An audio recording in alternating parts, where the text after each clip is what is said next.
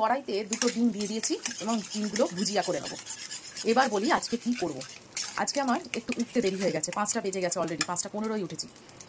ছেলে বর সব তাড়াতাড়ি বেরোবে, তাই জন্য ভাবলাম এমন একটা জিনিস করি যেটা চটজলদি হয়ে যাবে, খেতেও ভালো লাগবে, অথচ আবার টিফিনের জন্য আলাদা কিছু করতে হবে না, এটাই দিয়ে দেওয়া যাবে।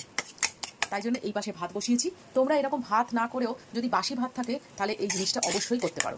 এবার নিশ্চয়ই বুঝতে পেরে গেছো আমি কি বলতে চাইছি। হ্যাঁ, আমি বলতে চাইছি যে ডিম টিম সবজি টবজি এইসব দিয়ে তোমরা একটু ভাত ভাজা অবশ্যই করে দিতে পারো টিফিনে, আবার যদি খেয়ে যেতে চাই খেয়ে যাবে। তো ডিমের ভুজিয়াগুলো আগে করে নিই, তারপরে দেখাচ্ছি কি করি। ভুজিয়া হয়ে গেছে, ওটাকে আমি তুলে রেখে দিয়েছি।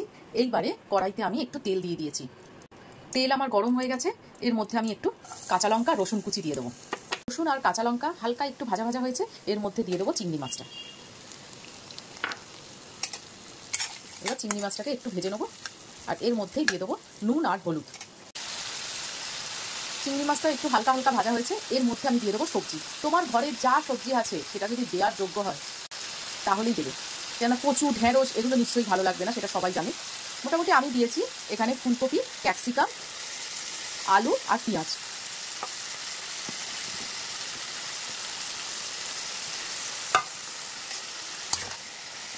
এবার একটু নেড়ে ঢেকে দেবো, লো ফ্লেমে ঢাকা থাকুক। 10 মিনিট পরে এসে দেখবো যে ভাজা হয়ে গেছে অবশ্যই। এইবারে আমি ভাতটার মধ্যে আগে থাক থেকে একটু চিনি, এটা টেস্টিংয়ের জন্য আর কিছু না, আর নুনটা তো অবশ্যই দিতে হবে, নুন ছাড়া কোনো রান্নাই হয় না, আর একটু গরম মশলা।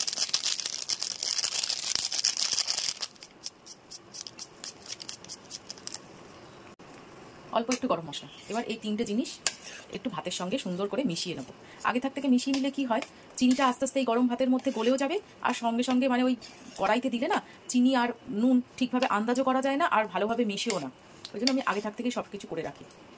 সবজিগুলো ভাজা ভাজা হয়ে গেছে, চিংড়ি মাছও সুন্দর করে ভাজা হয়ে গেছে। এইবারে আমি ভাতটা দিয়ে দেবো।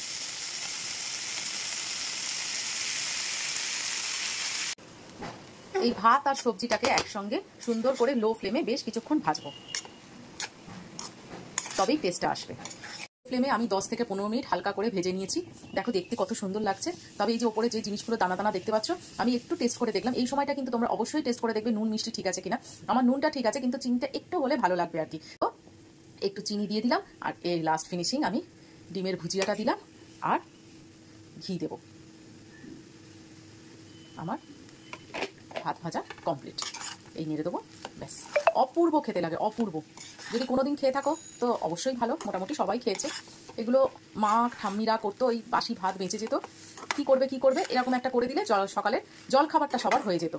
আমরা দিদিদের দেখতাম, আর আমি এখন ছেলেকে করে দিচ্ছি, ওর এটা ভালোই লাগে। আমি এটা বাসমতি চালে করে, ওটা বেশি ভালো লাগে খেতে। কিন্তু আজকে তোমাদের দেখানোর জন্য আমি দেখিয়ে দিলাম যে আমি অবশ্য ভাতটা করেছিলাম, তাও দেখিয়ে দিলাম যে ভাত বেঁচে থাকলে এই নর্মাল চালের ভাতেও আমরা এই জিনিসটা করতে পারি। তো অবশ্যই করে দেখো, ভালো লাগলে কমেন্টে লিখো। টাটা।